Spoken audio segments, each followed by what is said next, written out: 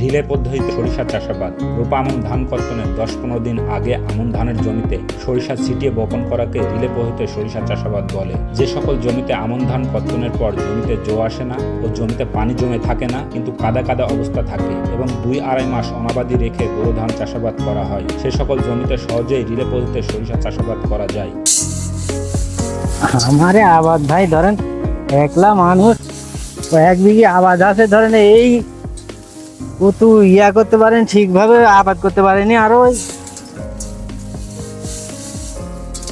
বড় ভাই ও বোন ভেজে বড় ভাইয়ের এই খান। আচ্ছা, আপনি নিজে করছেন, পাশাপাশি আরো যারা আছে তাদেরকে একটু পরামর্শ দিবেন যে রিলে পদ্ধতিতে সরিষা চাষাবাদ করলে কিন্তু খুব সহজে লাভবান হওয়া যায়, আচ্ছা তাই না? বড় ভাই বোনতে আসতে চাইছিল, অযথা জমি ফেলায় রাখার দরকার না না না না। জমি আবাদ ফালাতে লাভ আছে? কোনো ফালাতে কোনো লাভ নাই। কতটুকু বীজ আপনি ছিটালেন? 1 পোয়া। 1 পোয়া।